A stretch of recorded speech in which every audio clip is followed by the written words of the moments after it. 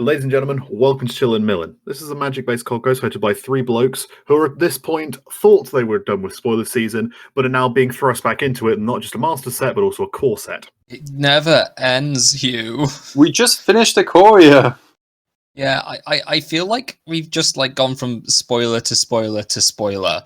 It feels like we've got two overlapping spoiler sessions. I know we don't, but it feels like we currently do. Well, Ikoria felt like it came out like a week or two ago, even though I think Ikoria came out a month and a half ago at this point. Did it really? Yeah. Ikoria came out in the Ikoria came out in MTG Arena and online on April 16th. So as of this recording, that is a month and a half ago. Oh my gosh. Doesn't feel like it, does it? No, I only went 7 wins on my last run, so... Can I just point something out as well, actually? Okay, so we've got, as you've alluded to, we have, the core set 2021 spoilers coming out right now. And how long does spoiler session, do you reckon, last? 2 weeks? It's about 2 to 3 weeks, usually. Yeah. What do you reckon the break is between core set 2021 coming out and being released and Jumpstart being released? Oh god, is it like a week or something? Because I know people have been talking about core 2021 and Jumpstart spoilers, and so I'm going to get to the point where I'm going to get really confused as to what is in Jumpstart and what isn't in Jumpstart, and what's in core and what isn't in core. Just like when they were releasing the Ikoria alongside the Commander, and I was like, oh wow, this would be really cool to pull in a booster. And then it was like, nope, this is in the Commander set. And then I was like, oh, cool, that's a really good card for that Commander set. It's like, nope, that's card from the boosters. And it's like, couldn't you have just done these separately? It's 2 weeks. They're released 2 weeks apart. And I don't remember how many cards they said is in Jumpstart, but we've got, so many spoilers. Oh, that's a lot, right? It was a lot. Hang on, I can look it up, because while I'm looking it up, who is everyone? That's a good question. I guess I'll go first. I'm Sam. I play Commander. I've recently got into Gladiator. That's a really awesome format. Play a lot of Limited, and I like Minotaurs. And then the mono blue player in the corner, who's not really a mono blue player. I've just been enjoying playing mono blue. Okay, I'm Will. I'm the Chose L1 judge. I'm mainly interested in Eternal formats, so stuff like Canadian Highlander and Modern, and not so much Pioneer recently, but I am still following the meta. And I like to play blue and counter spells and draw cards, as we discovered last night when I started playing my Gadwick the Wizard Commander deck. I hate that deck. It draws so many cards. I hate that deck so much. Literally, it's when Teferi came down and it was just, it had flash and, Anyway, who's our illustrious host? Over 500 cards in Jumpstart, by the way. Yeah, okay, so we've got, we've That's probably not my name, but yes. In a 4-week period, we've got 800 cards that are going to be spoiled, effectively. Man, Jumpstart's going to be a weird one, because it's all about playing it against people, and everyone's still indoors. So I can see why it got pushed back to July. This is the other thing, right? They might not actually do we know if they're doing a proper spoiler season for Jumpstart? Or is it just going to be you don't know what's in the packs, you pick up the packs and start jamming? I think I saw that they were doing a spoiler season. I'm Hugh, by the way. I just don't know whether or not they're going to do it immediately, or whether or not they'll do it kind of tinkling it around, because 500 cards is a lot. I wouldn't be surprised. I know spoiler season is supposed to be kind of like a hype thing where they give cards to different people. If you've got a set with 500 plus cards, I wouldn't be surprised if they at some point just went, here's a link to a website which just lists them. Yeah, kind of what they did for the mystery boosters. Yeah, or just went here's the big ones, here's the big reprint cards, or here's the new cards. Maybe just go, right, here's the new cards we're printing. The other cards are reprints, here's a list of them. I can imagine them doing that, actually, just giving out, they have a list of the cards that are these are going to be the high impact new cards for Legacy and Commander, probably mainly Commander, and here's a list of the high impact reprints. We'll give these out to creators and influencers, that's a horrible name, but like creators and such, and let them spoil that. Then like they might just literally start dumping them on like the Twitter or Reddit or something like that from like official Wizards accounts. I don't like the name spoiler. Like, I know it No. kind of perfectly describes it, but to me, a spoiler is something which is like negative, and yet these spoilers are positive.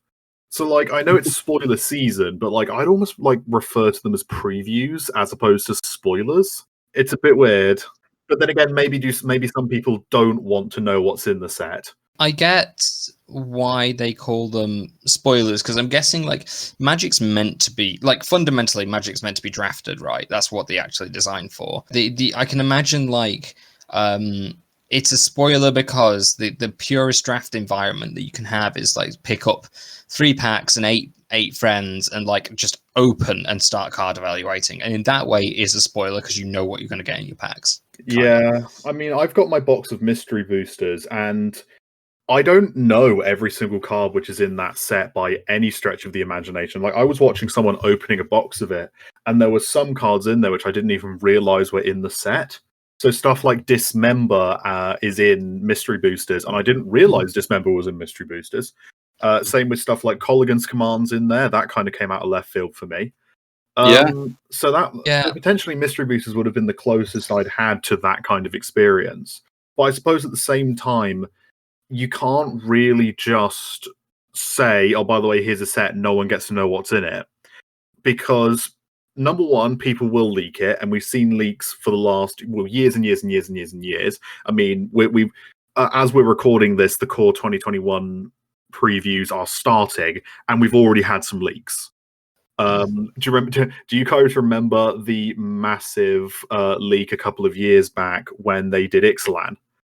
It was about 6 months before Ixalan released. It was a full pack, wasn't it? It wasn't even. That was like half the set. Because this is going to sound like the most middle class story. Because I remember looking through the spoilers when I was at the BBC Good Food Show. Well, yeah, I know. It sounds weird because I was sat in a little coffee area, and I took my phone out, and I saw there's been some spoilers, and I just sat for about half an hour reading Ixalan spoilers at a food show, and I'm like, I need to go and see Mary Berry cook, but at the same time, this looks like a pretty good one drop. I mean, if she's cooking fish, it's on theme, right? Yeah. I thought you were going to say she's cooking dinosaurs or something. That would be impressive. Yeah, that would be. I know Mary Berry's like a good cook, but that is still very impressive. I thought you were about to make an age joke. I know Mary Berry's old, but that's impressive. On reflection, that would have been a better avenue to go down. I'm not going to lie. That's why I took it. Damn. But yeah, no. I mean, they have to spoil cards, right? Don't they? Because that way people get hyped. People want to buy the boxes. Yeah. When it drops, everyone goes to the pre-release. Well, yeah. Was it Iconic Masters that there wasn't a spoiler season for? There was one of those Masters sets where they said, we're not revealing what's in it until the day it releases, and the only chance you get to see what's in it is at this one panel, and it just leaked everywhere. It wasn't a panel. So what it was is there was a draft at Gen Con, I think. It was Iconic Masters. There was a draft at Gen Con, and they weren't, in Wizards' defense, after that draft, they weren't trying to keep it secret. They were just saying, we're not telling anybody what's in this set until after this draft, and we want the people who are invited to this draft or who came to this draft to like open these packs, and like they can take photos of it and put them online and go, holy shit, this is what's in there. Oh my god, I pulled oh no, it's Iconic Masters. Iconic Masters is the only box, like, as in, you know, like I've got all my Masters boxes of like the boxes I've bought. Iconic Masters is the only box I've ever looked at and gone, I don't need to keep this. Yeah. So I've got my Ultimate Masters box, my 2017 Modern Masters box, and stuff like that. I was literally doing some throwing out the other day, and I found my Iconic Masters, and it was empty, and I just went, yeah, just get rid of this. Yeah, that adds up. It's not like it's a set I have particularly fond memories of. It was a fine set, that was misnamed. On a related note, though, like I remember going to my mystery booster draft, the only one that I went to, sadly, but I remember going to it, and I knew like what is it? Mana Crypt was in the set, and like maybe some other spenny rares. But I'm surprised you even got a mystery booster draft. I thought everything shut down before they happened. They literally ran about 3 of them, I think, and then everything shut down. Huh. It's the advantage of living in a city, I suppose. Yeah. But that draft was honestly phenomenal. Just I think because I think it was made better by the fact that I had no clue what was coming up. Any major pulls? Dragon Lord Jutai, pack 1. Nice. That's pretty good. That is pretty good. What about around the table itself? Did anyone pull anything of anything particularly spicy? Oh, I know someone pulled a Mana Crypt. Like someone definitely got some of that. I've seen surprising amounts of Mana Crypts getting pulled out of these boxes, so I don't know if it's an unlimited print run, right? So there's a lot of boxes. No, it was limited.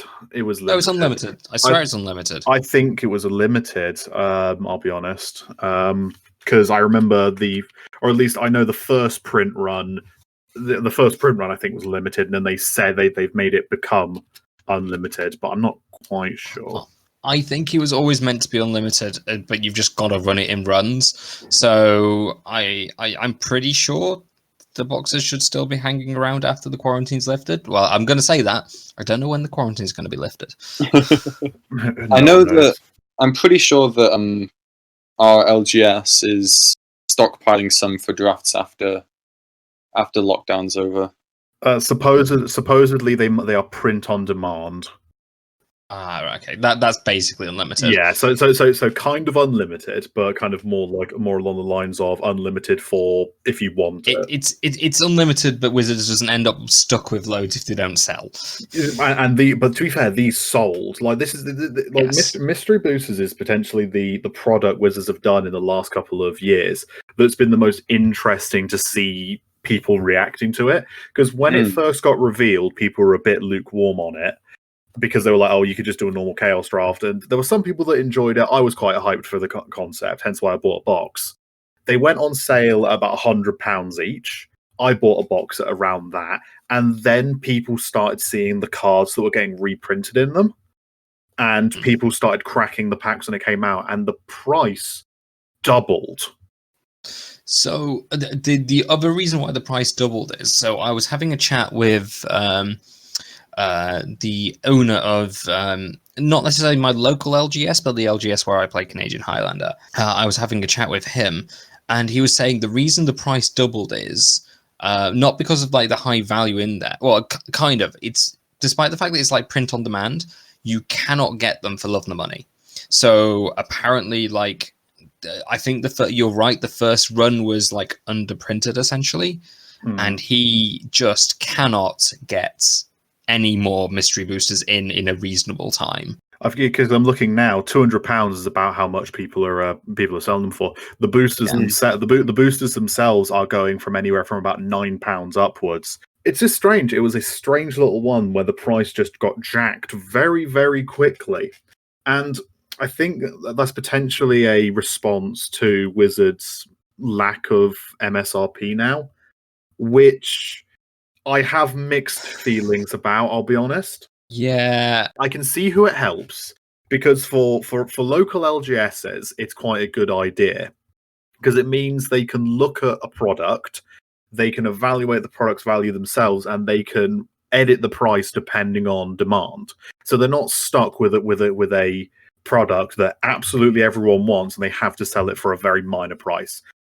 Because you get the idea that what people would do is, hopefully you'd expect LGS owners would be sensible with it. They'd see a product's doing really, really well and think to themselves, well, okay, maybe I can, up the price by, maybe I can keep the price the same, or maybe I put by like £1 or something. Or if a product's not doing particularly well, you can potentially, obviously edit the price, slightly down and stuff like that, and not, lose your money.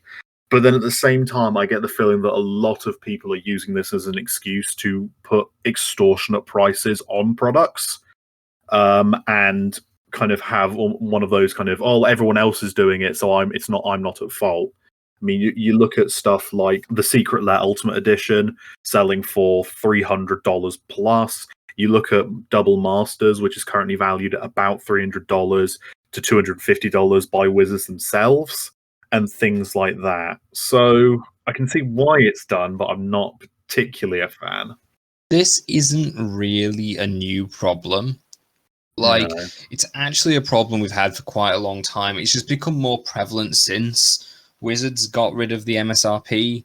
People have got an excuse to do it suddenly because people can't stand in front of someone selling Magic anymore and say, well, Wizards say this should be sold for $5, so why are you selling it for 20? Yeah. Because at this point now it's like, well, Wizards haven't said how much it's going to be sold for. Of course it sells for 20. Yeah.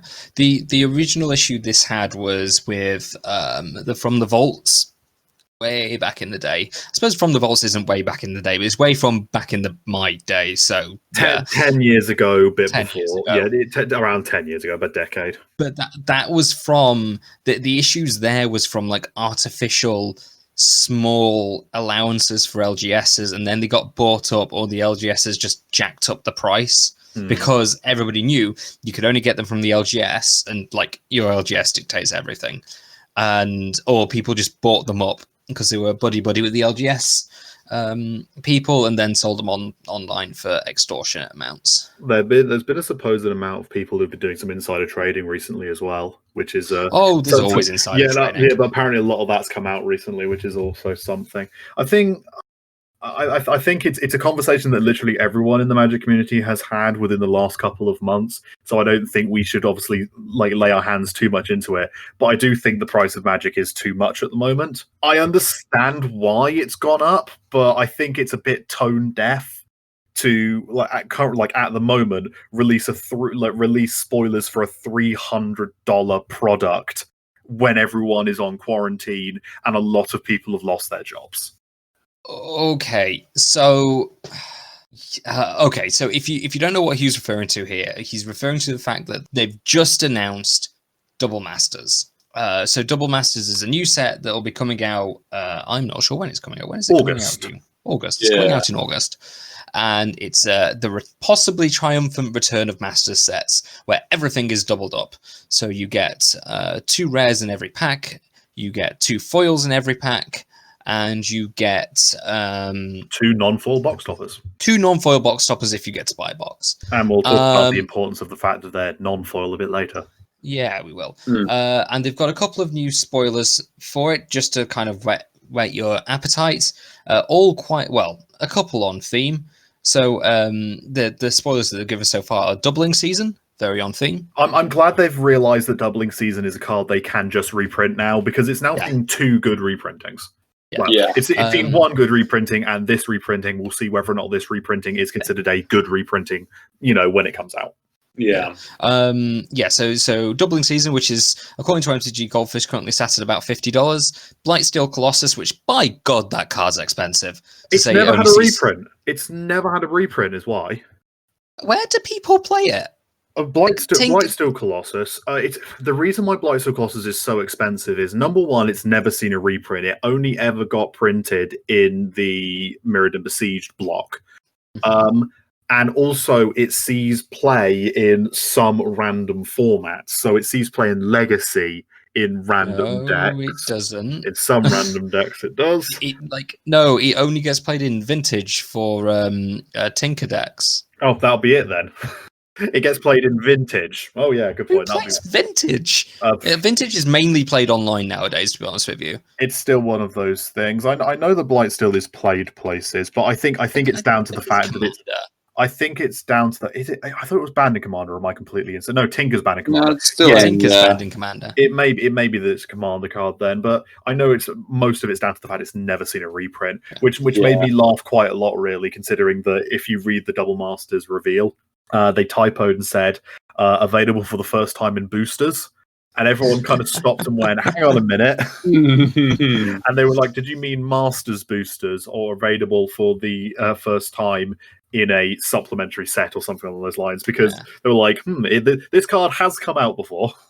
Anyway, sorry. The other, just before we go on to the other 3 cards spoiled are a reprint of Atraxa Praetor's Voice, the commander card, Kalia of the Vast, and Mana Crypt. So more Mana Crypts. Every single one of those cards is a card that needed a reprint. Yes. I will give them credit, every single one, especially the angel whose name escapes me, Kalia. That card has had 1 reprint previously, and it's still a £20 to £30 card. So good job that one's got a reprint. I will always take more mana. I will always take more Mana Crypt printings. Yeah. So they're all a minimum of $30. So I think like. Okay, so I'm going to make 2 points here. So I think like they're going. Because there obviously is going to be 2 rares here, it's a Masters set. They always try and jam it full of needed reprints. And obviously these 5 are quite clearly needed Commander reprints. But like they will always like slip in like a couple of reprints for most formats into a Masters set. I don't know if you two disagree with that. That's certainly what I think. Modern Masters saw modern reprints. Eternal Masters saw vintage and legacy reprints.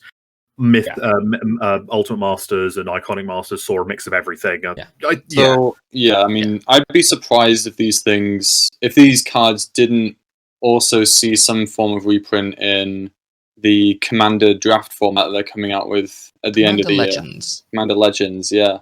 But if this is where it gets reprinted, then that's fine. I think Commander Legends potentially might be one of those. Like, if they're clever about Commander Legends, they could take a lot of the cards, like you say, that are being reprinted in Masters sets and other sets this year, and use those in Commander Legends. Which I think not all of the cards in it, because you need to have the new ones, and I'd still argue that we need those goddamn fetch lands reprinted in that set. But I think potentially you're right in that they might see, especially considering they are all Commander cards for the most part. I mean, Atraxa is 100% a Commander card, so not having that in Commander, in Commander Legends would be a bit of a silly decision. Yeah. Okay. Can I just make? I think I've got 4 points about this before we move on. Oh, go on. Okay, so number 1, this is going to have a non-traditional draft format because they've talked about making double the picks. So they haven't explained how the draft format's going to work for this so far, but it is going to have a non-standard draft format. That's pretty cool. I like how Wizards have been like playing with draft formats recently. I would assume it's just along the lines of you get 2 first picks.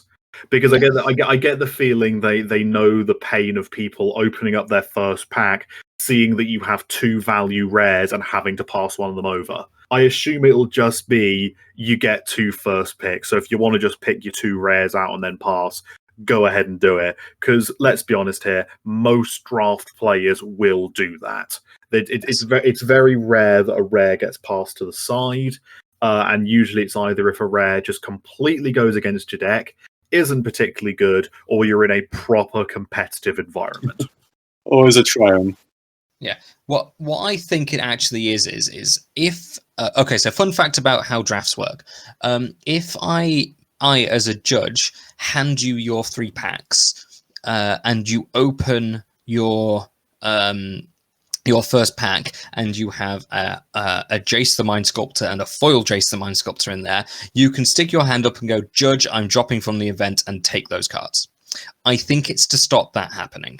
Yeah, I can, especially since, like you say, there's 2. You get the 2 rares, because people don't want to have to give away good rares. I mean, we all know the story of the foil Tarmogoyf.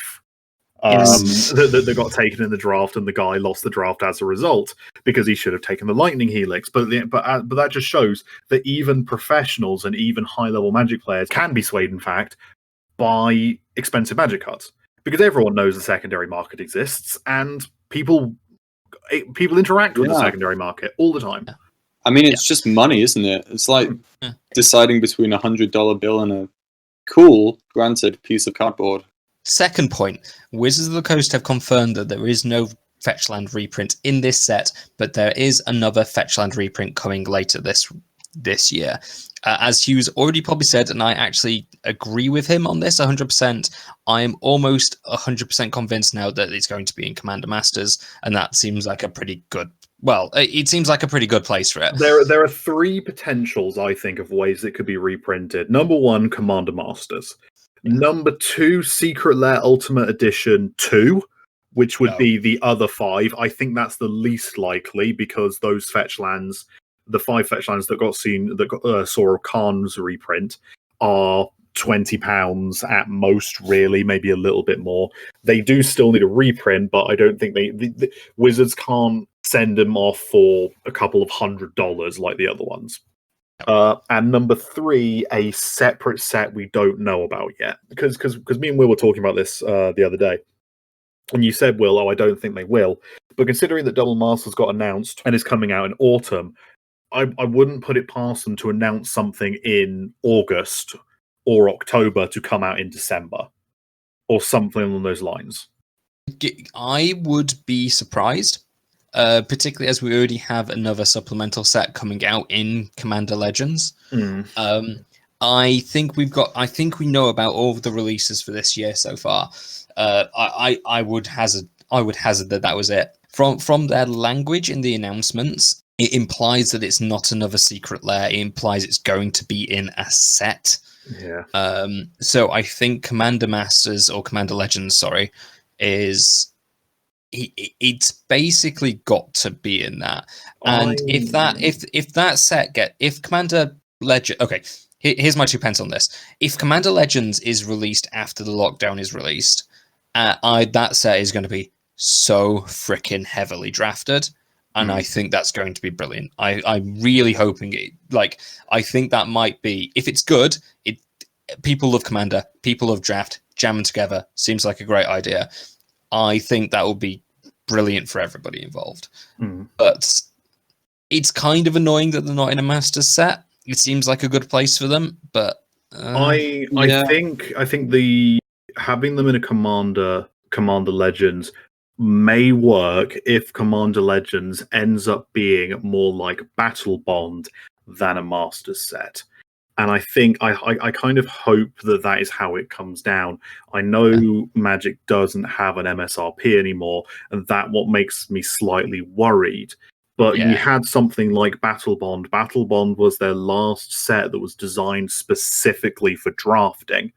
That wasn't mystery boosters, and people loved it. And it was a normal priced set. It was £4 a pack. It was also very well printed, right? Very well printed, £4 a pack, and good cards in it. It saw some nice value reprints and some nice new cards as well. Yeah. So point the third on Double Masters then, which is taken us a while, but Hugh's original point. Double Masters is currently retailing for about $300 a box on Amazon. That translates to roughly £250, maybe £240 UK. Yep. That's a freaking lot. Considering that I bought Modern Masters 2017, which had fetch lines in it, for about £160 back in the day, and that was like a set people were really hyped for. And this is seeing almost double the price. Something like same with like Modern Horizons, which I got for just under £200. So there's an interesting... I think Wizards are striking an interesting balance here. So the argument I've seen posed is, in this box, depending on how good the reprints are into it. So I'm going to be generous here and assume that the reprints are going to be as good as like the average Masters set. So like Modern Masters 2, maybe, right? And like the value is pretty good on the box. Right, because it's a master set. You would expect the value to be pretty good on the box. We're going to assume it's a higher up master set rather than a Masters 25 or Iconic Masters. Yes. In the quality of the cards.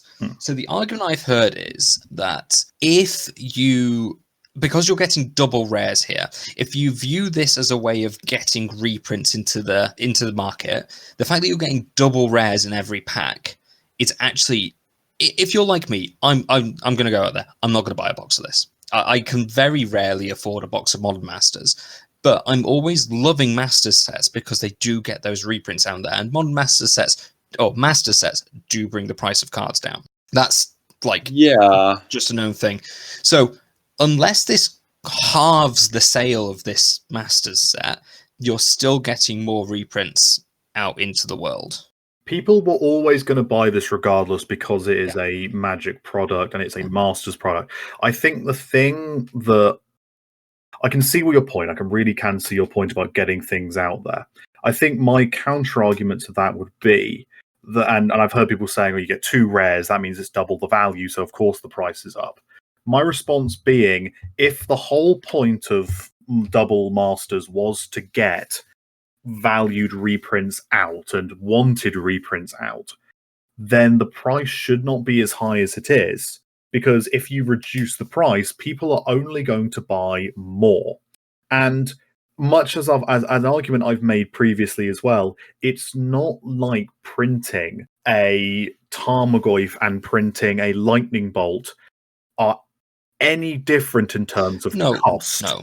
Of course not. Of course not. This will cost them around the same as every other Master set they've ever printed, maybe slightly more because they have to put 2 extra cards in each pack. Yeah. But as a result, I don't feel like this needs to be the extra, $100 that this has been slapped on.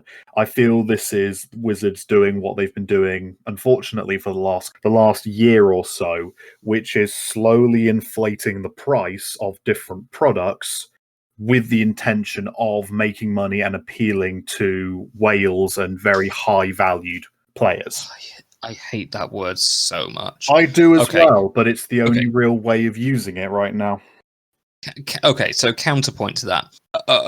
Qualification. Do I think this is a bit too expensive? Yes. I would actually guess, I would actually argue that, you should probably be selling these boxes for about £200. That's probably, where I would find acceptable. If this happened to be slightly more expensive than a normal Modern Masters box, I'm fine with it. We've been in quarantine or lockdown. They've probably made less money from their actual from Magic because people aren't buying booster boxes, and it does contain double rares. You stick an extra couple of tens of pounds on it, I'm not bothered. The extra 100, then we've got a problem. Please do continue. Okay, so my counterpoint is I don't think Wizards actually are inflating the price of the game. I think they've realized that there's a much bigger market out there for premium products for people wanting to pimp out their decks. So those are the secret layers and stuff like that. But would you call double Masters a premium? No. No, I wouldn't. But okay. Yeah, I'll just finish my point and then I'll address that point. My counterpoint to you is, if they were actually trying to inflate the price of the game, I think you would see an increase in price of normal booster box packs. You would see an increase in price of supplemental sets. So the key one here is Battle Bond, and you even said it yourself. That is still a $4 a booster pack product, and if they were saying, okay, the normal players can have standard, and then if you care about the game, you can start playing Battle Bond, but you've got to get up to this further price point because it's not for the standards, and they didn't do that, and it's shitty that this costs so much. I think you're correct. I think you are correct in your statement of saying that they have realized the advantage of having people who will pay for premium products, and I've spoken about this problem before when we spoke about Secret Lair for the first time, and I said I was worried that Wizards were producing too many collector's items that were going to push people out of the game. And I would be fine if we saw this in things like Secret Lair or in, say, it was controversial in its time, but the Ravnica special editions. I was okay with those because if I wanted just those cards, I could still just go buy a box of normal Ravnica or buy a booster of normal Ravnica, and I still had the same chance of getting those cards. Granted, I didn't get the special fancy looking ones, but that's what you were paying for. I think the problem I have with the price of Double Masters is this isn't a premium set. This isn't a set which is, if you want to pimp out your deck, you can buy this. This is a set that they've even said is designed to get reprints into the market, and yet they're still charging a large price for it, which means that the reprints that are going into the market are reprints that are going to be bought, and boxes that are going to be bought by people who are rich enough and have enough money that they probably don't need the reprints as much as other people. I want to see these sorts of reprints in sets like Battle Bond, where people who don't have the money but still want to get into Modern, still want to get into Commander properly, still want to get into these other sets. I would mention Legacy, but I think Legacy at this point Legacy's so far gone that I don't think you can make Legacy accessible. But that's kind of where I want these reprints. I want them in a set where they are easily available. I don't want them in a set which is $300 a box or $16 a pack. Okay, so interesting point about Legacy. Okay, this set costs too much. I agree with you. Do I think? But I'm conflicted. This set costs too much. Absolutely, 100%. This set costs too much. I still think this set is going to be good for Eternal players and Commander players in the long run, because even if you don't manage to buy it, it's still going to put reprints into market and make the game cheaper. So I'm feeling very conflicted. For the vast majority of reprints, they do see the price go down. It's only when the reprints are handled badly. Look at something, for instance, like the Mythic Snapcaster Mage, where it doesn't. No, Mythic Snapcaster Mage is as expensive, if not more expensive, than the original because it was handled badly. If you handle it correctly, all reprints are cheaper. Yeah, no, absolutely. So my general opinion on this is I'm very conflicted on this set. With Legacy, it's interesting you're saying Legacy is too far gone, because I was actually looking at Legacy the other day. It's accessible for certain decks, but I think for most of the decks and for most of if you want to buy a lot of the staples, so things like Lion's Eye Diamond or Lotus Petals or the Jewel lands, they are uber expensive and they are way beyond the reach of the average person. Yeah. So the interesting point is, okay, so I was reading a tweet from Pleasant Kenobi, because a while back Pleasant Kenobi did a really cool budget Legacy video, and it was Mono Black Reanimator. Yeah, it was a really cool video. Go and watch it if you haven't. I really enjoyed it. And somebody asked him on Twitter why he hadn't done any more, because it was a really, really, really well received video. And he was saying basically like he had lots and lots of ideas about how to do budget Legacy, because when I was looking into it a while back, people basically say if you pick your deck correctly, you can actually do Legacy without the original jewels. You can replace it with Ravnica Shocks, which a lot of people have. Like if you play Standard, you have the Ravnica Shocks. If you play Modern, you have the Ravnica Shocks. If you play Commander, you probably have the Ravnica Shocks, right? And people saying like, yeah, you lose a couple of percentage points and you probably like kick yourself when you play against Burn, but like you can still do it. It's if you're not playing it at a championship level, you can still play it. Yeah, you don't care. Yeah, go play down at your F&M when they have their one Legacy a month video. Both of you will love it. Yes. The problem he was having building budgets was the fetch lands, because those are irreplaceable. You need them, and you need the reprinting. And this is why Pleasant Kenobi has been so vocal on Twitter and YouTube and all sorts of places about trying to get fetchland reprints. And this is why it's getting to a bit of a head, because it's now very inhibiting in Legacy to be able to get it. Like you need the fetch lands. It's inhibiting in so many different sections of Magic at this point. And quite frankly, it's inhibiting in Modern as well. And like you need those fetchland reprints to get into these Eternal formats. I would argue it's even become a bit of a meme that Wizards will not reprint the fetchlands in a meaningful way.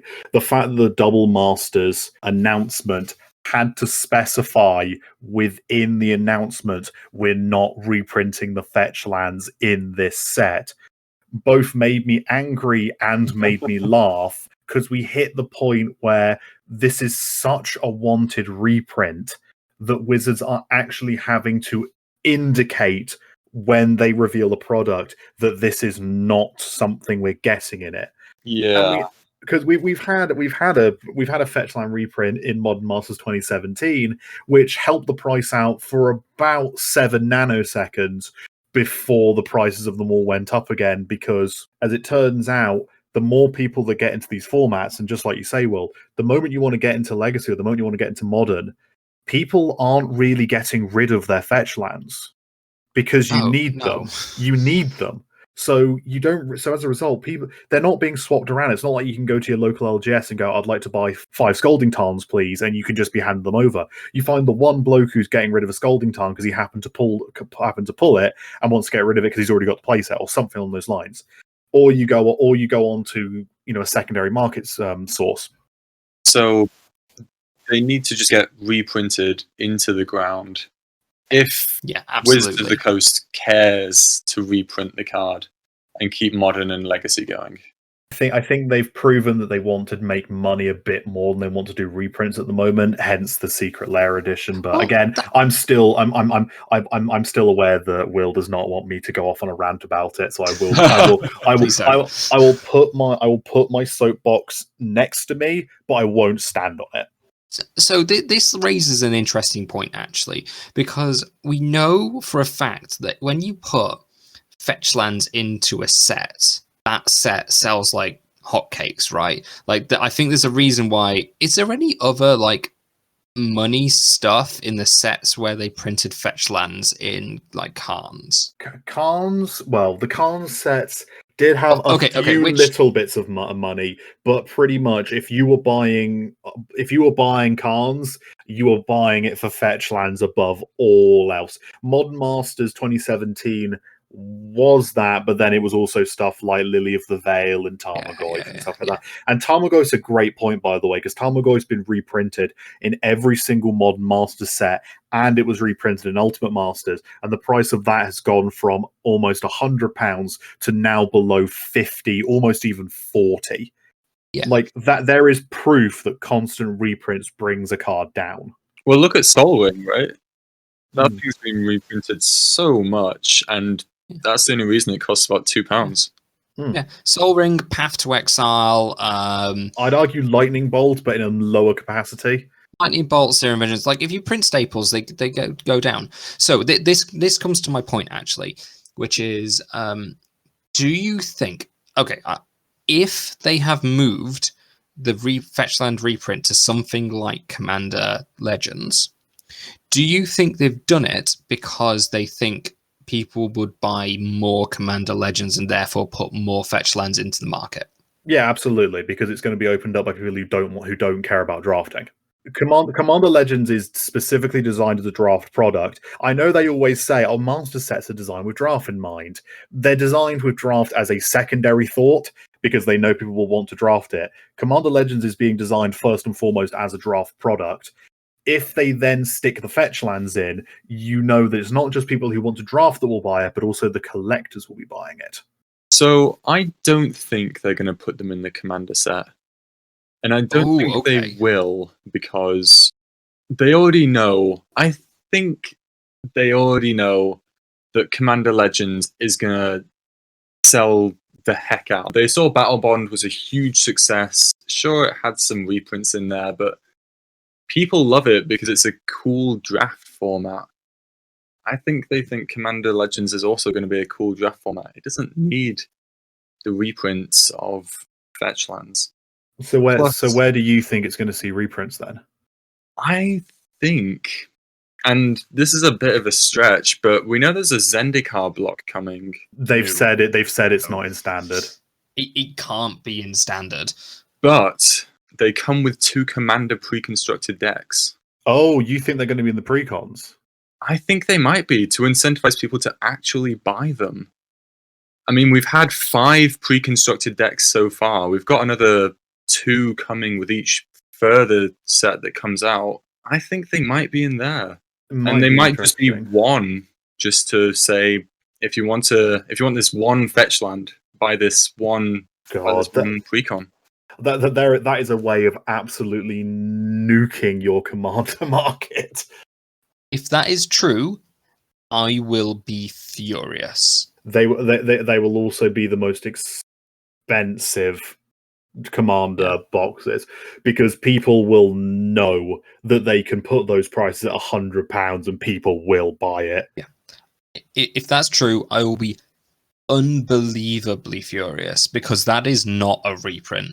I'm sorry, putting like a single card in a pre-con is not a reprint. That's a joke. I mean, I know, but they said that the Secret Lair reprint was a reprint, so I wouldn't be surprised. But it came with a fancy box. Don't you want don't you want to display your 5 favorite cards in this giant over? Sorry, off the soapbox. Not that I want to be cynical. I do love cynical. The game. Join me in cynicism. I'm sick of being the only cynical person on this podcast. I want everyone else to hate everything about the game that I love. I want to love this game, but also hate it in equal measure.